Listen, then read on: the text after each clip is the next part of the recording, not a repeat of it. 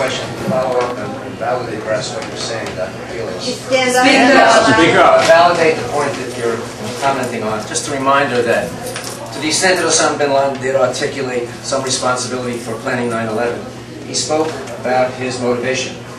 And the metaphor, whether it was a metaphor or an actual moment he described, he was watching television, the bombing of Beirut, in which a building was destroyed by American forces, American bombing. He saw what he called innocent Muslims, men, women, and children killed, and he said, I'm going to give the Americans a taste of their own medicine.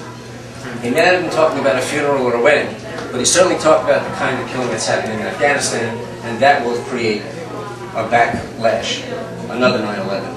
So what we're doing is not fighting terrorism, we're inculcating it. The question I have is an elephant perhaps in this room as well as in the public discourse, and that is to take issue with whether Taliban can be negotiated with. When they were in power, they sent representatives to Switzerland, to Germany. They did communicate with and European governments. They also may have sent a delegation to Crawford, Texas, to talk to President Bush about negotiating for a pipeline from Kazakhstan to deliver the oil through Afghanistan so that it could be sold and delivered to India and to Pakistan. So they did talk to President Bush. And what happened was Bush wanted to make a deal. The Taliban said, no, we're not going to do that. That's unfair. That is exploitative. That's imperialist in some way, some fashion. So aren't we there in a sense, not to help women, although that's what's happening, thank God, the Afghani women, but is our purpose not to reestablish, to create a quiescent Afghanistan such that negotiations can resume for that oil pipeline? The war in Iraq might be simply a distraction. Whose Saddam Hussein has to be overthrown. We have to get rid of this guy. Dictatorship, bad, bad, bad, bad, bad. War, Americans killed. But in fact, we secured the oil pipeline. So we have oil coming from Iraq now. The war is won. We don't care about the number of civilians that are killed. We don't care about the Afghanis. What we do care about is that oil pipeline. And so is not that the elephant we need to be talking about? And your point about the various reasons that it's not spoken about as who's funding what and why? Thank you. Just one thing before you answer.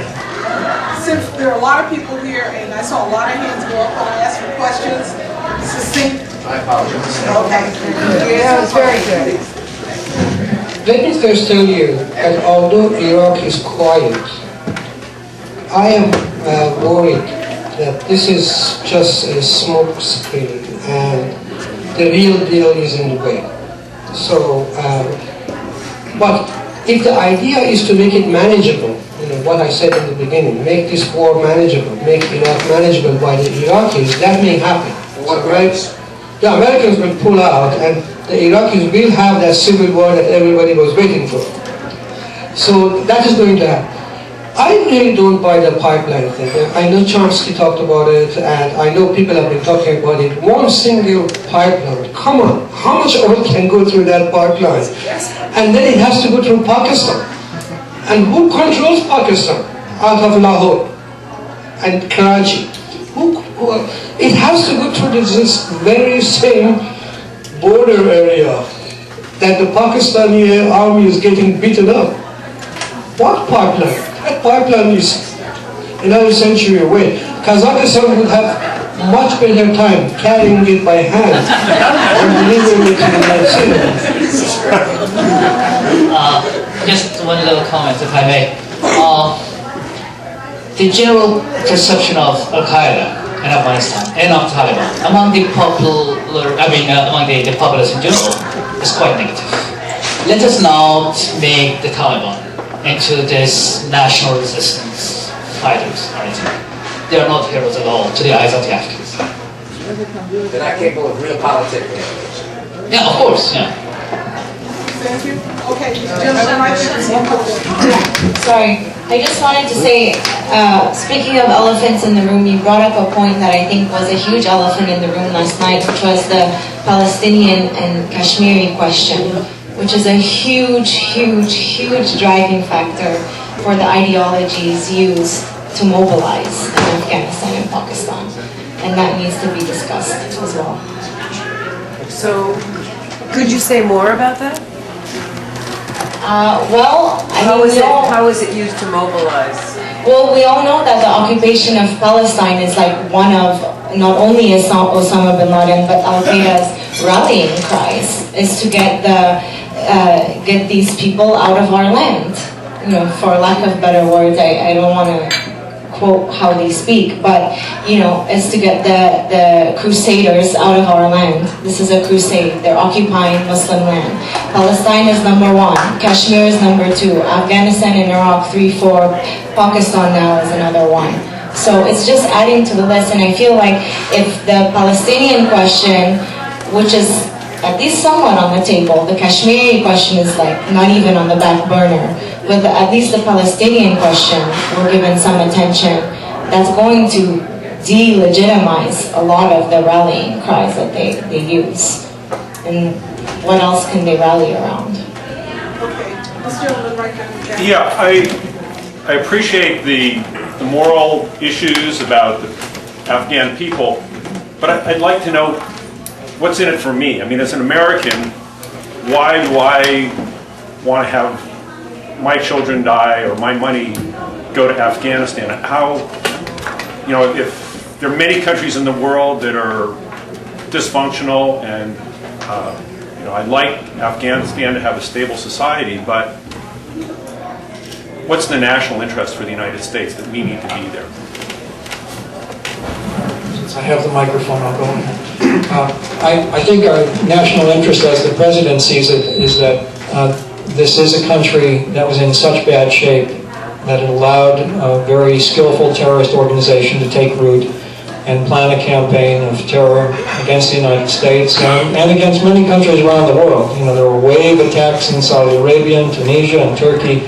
Al-Qaeda was very busy inspiring other groups to create an age of terror at the start of this century, and I think the President made a pretty good case. I thought that was the one thing he did very skillfully last night, is to say there is an American interest in tamping down this problem. My worry is if we don't show and sustain our efforts to tamp down terrorist networks, 10 years from now there will be 10 Al-Qaedas. And some of them will work for other countries, some of them will be on their own. This will be, you know, we are in the 9th year now of the first great war between nations and networks, and it has fallen to the United States to be the first principal victim, and so we have now under these this president and the last striven to try to deal with them. Now, have we done it efficiently? I don't think so. Do you think it could come back in Afghanistan? Is part of that question. I understand why we went there. Most certainly. I think if Afghanistan melted down, we'd have the same problem. I'm very worried about countries like Somalia and Mauritania. One of the things we did was to stop a particular terrorist group called Al-Para. I can't give you details, but you know, we do wage, as Zara said earlier, we're getting pretty good at tracking networks, and we've had our successes here and there. What can I tell you openly? There was one group that was planning speedboat attacks against oil tankers going through the Strait of Gibraltar. We tore down the whole network, and by the way, it had deep ties back into Al-Qaeda in Pakistan. Another group wanted to do a truck bombing campaign in Singapore, also ties back to Al-Qaeda. They may not, and in Afghanistan, I think while he's absolutely right, you could walk one end of the country to the other and not find an Al-Qaeda operative, because the Taliban is carrying that fight forward. But around the world, the Al-Qaeda operatives are still there, and folks, I'm here to tell you that every year for the past several years, we have caught several dozen Al-Qaeda operatives trying to get into this country or already in this country. So that's where I think there is an American interest in continuing to pursue the fight. But I'd say let's fight smarter, not just harder. It doesn't mean more troops, it means knowing more. It means using all the tools, both coercion and persuasion. And I think that's where, you know, we do have ethically a just cause, we and our allies, and we have many allies. But I think we have waged this war all too often in very unjust ways. Just a little comment from me. Just to add to what John said, and from an Afghan perspective, your questions will take him, but then an Afghan will come back and counter-argue that you had everything to do with the destruction of my country for the last 30 years. So there's a moral imperative there for you to help me now, that now I'm in such a dire condition. So you cannot just walk away.